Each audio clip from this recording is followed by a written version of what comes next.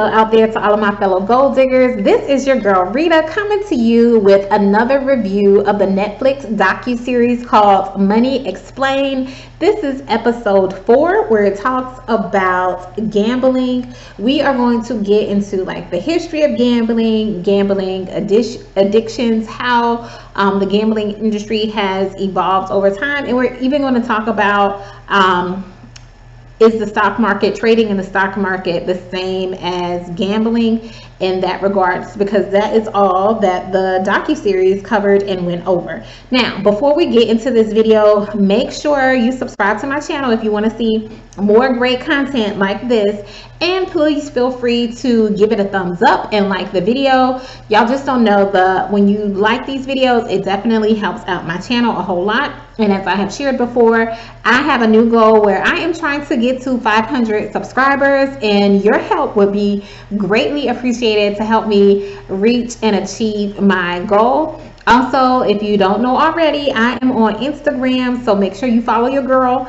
on IG at Gold Digger Chick. All right, and you'll get more regular updates from me about my personal finance journey, as well as tips and tricks that I will share with you as well. All right, let's go ahead and get into it and talk about gambling. Now, I am not one to gamble. I mean, I've been to I won't say Vegas, it was Nevada or whatever, but anyway, I mean, I've been to different casinos and things like that, but I'm not a big gambler. So I had no clue how big this industry was. And so it was just definitely interesting to me and mind-blowing to me about how much money is actually spent in the gambling industry. So worldwide, this is what this particular statistic is from. Worldwide, the gambling industry in 2019 generated $460 billion, and that was more than sports. Like when they said that more than sports, I was like, that's crazy, because I'm like, you know how many sports there are,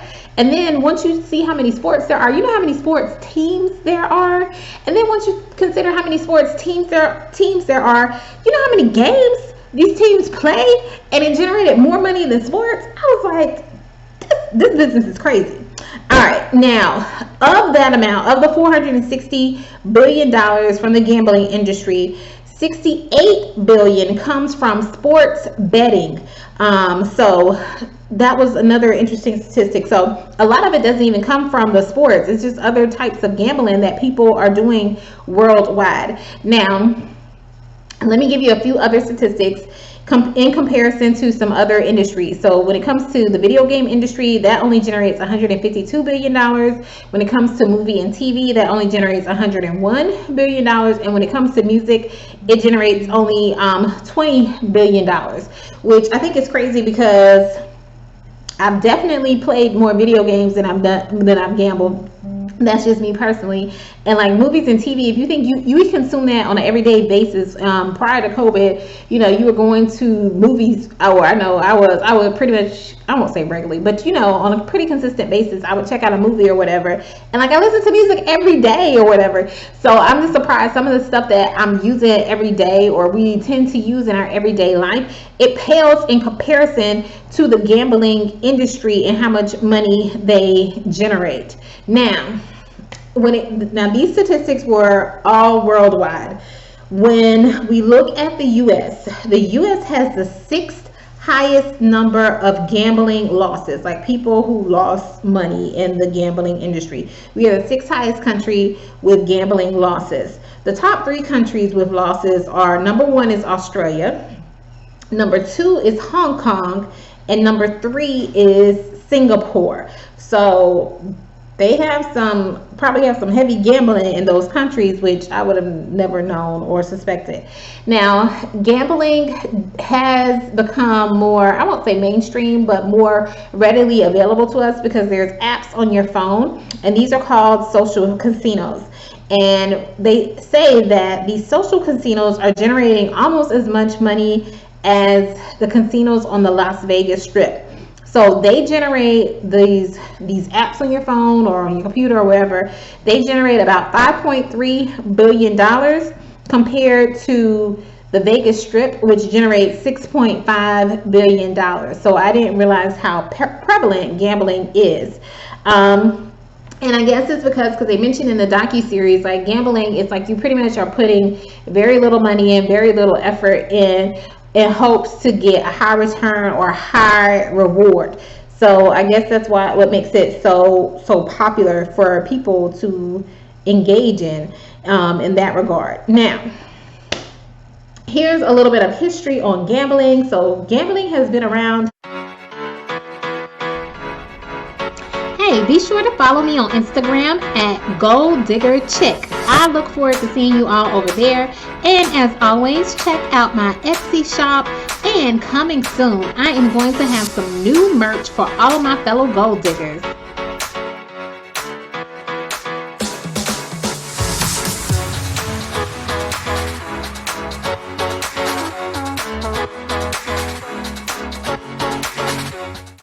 For a very long time. How long, I did not realize, but it predates our numbering system. Like before we started using numbers, there was gambling. The reason why is that's why dice only have dots on it. They put dots on the die because there was no numbering system, which just goes to tell you how old gambling is. Like it came before we even knew how to count or whatever, so or knew what numbers were or whatever. So that is how old gambling has been. Now, when it comes to gambling, the system is always designed for the casino to win. Like they have done the math, they have checked all the different probabilities and stuff like that, the different outcomes, and it's always stacked in their favor for the casino to win. Now, when it comes to gambling or in the casinos, the slot machines are the biggest money makers. And I'm not really surprised about that, because when I did gamble, that was pretty much all I played was a slot machine, because I don't know how to do any of the other stuff or whatever. But you see how many of them, when you go to a casino, you see how many of them there are and that kind of thing, and all the different kinds and all the different types of games you can play on the slot machines versus if you're playing, I don't know, blackjack or roulette or I don't know, poker. I don't know. Y'all can tell I don't know anything really about gambling other than slot machines. So the slot machines are their biggest money maker. But when the slot machines first came around, they were called one-arm bandits. They were just something for where you could just quickly participate in, win or lose or whatever, and you kind of move on. Now, over time, they started evolving, and they became where, you know, they gave you seats so you could sit down and stay there a little bit longer. Also, prior to them evolving, like they would give you a quick win and then you would have a quick loss. Over time, the win and loss became a little bit more gradually, and now what it has developed into today is that they give you these little wins throughout the time, and they give you a more slow loss, so it doesn't feel like you're winning. It's pretty much like they have created this rhythmic pattern of, oh, you win a little bit, but then you lose a little bit more, and then maybe you win a little bit and then you lose a little bit more, and it's kind of like a soothing and rhythmic effect, so that you don't even realize that you're losing, or because you're getting all these little small wins, like, oh, I won, I don't know, I won $5. So then you end up putting $20 more in, hoping that the next time you're going to hit the $100 and win more. So it's kind of like they've created a rhythmic system to kind of pretty much, they use the term like lull people into sitting there. And they even had some people who gambled and they were like, it is so soothing and so relaxing when I sit there at the table and I sit at the slot machines or whatever, because they have designed the system to be that way, so that you don't realize that you're spending all this time and it's just gently lulling you into giving them all your money. Pretty much, it's like it's hypnotizing you to give them their money, because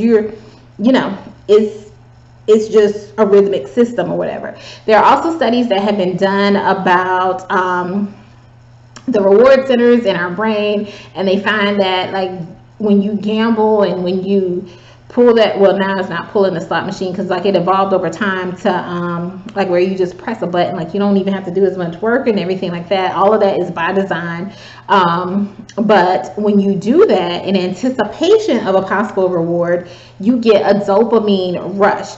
So over time, it's like you're getting a high from it. Even though you might not get a reward, it's just the anticipation of you pressing that button and possibly getting a reward sends a dopamine rush or releases dopamine in the brain or whatever. And that is ultimately how people can develop a gambling addiction. Now, what was surprising to me is that when it comes to a gambling addiction, that can be developed in 1 year for people who gamble on with slot machines. Now, if you're a more traditional gambler, and those are the ones that they consider like playing card games and that kind of stuff, and not, I guess, like the mechanical machines, then it can take 3.5 years. But think about it, if the slot machines are the biggest money maker, and that's what a lot of people play, you can become addicted to gambling within 1 year, which is crazy. Now, just like these casinos and things like that have done all these types of studies to see what our responses are, what our behaviors are, and that kind of thing, so that they can design the machines and stuff for us to keep giving them money. They also do the studies on addiction, but there is definitely a conflict of interest, because a lot of these organizations that do these studies, they actually profit from the casinos or these companies who are, you know, proponents of gambling or whatever. So there's definitely a conflict of interest when it comes to these organizations that are studying the gambling addiction. Now, they briefly mentioned the stock market and day trading and things like that, and how it can become like gambling. So just be a little bit mindful of that. I haven't decided yet if I totally agree or disagree with them in regards to that. They did cite that there was an increase in apps like Robinhood, trading apps, during COVID-19. Now that it could be, yeah, people may be gambling, or not, I won't say gambling, but trading more, but it could also be because the stock market did decline during that time or whatever. So y'all already know, I'm always really curious about statistics, and I try to make sure I try to take them in context and everything. So that could have played a role into it. But they were making the argument that some of these apps, these trading apps, they are using some of the same techniques that casinos use when designing their slot machines. They're incorporating those kinds of tactics into the app to cause you to want to trade more, spend more money, that kind of stuff, because they're using some of the same techniques that the casinos and gambling operations are using.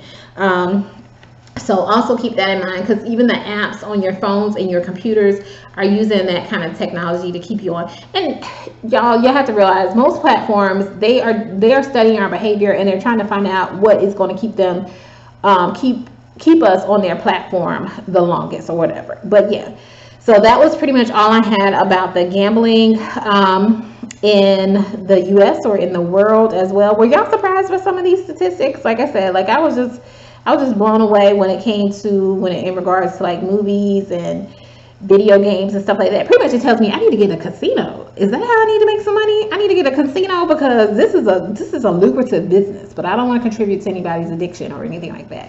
All right, but anyway, that is all I have for now. This is your girl Rita. Make sure you follow me on IG at Gold Digger Chick, and like and subscribe to the video. All right, take care, guys.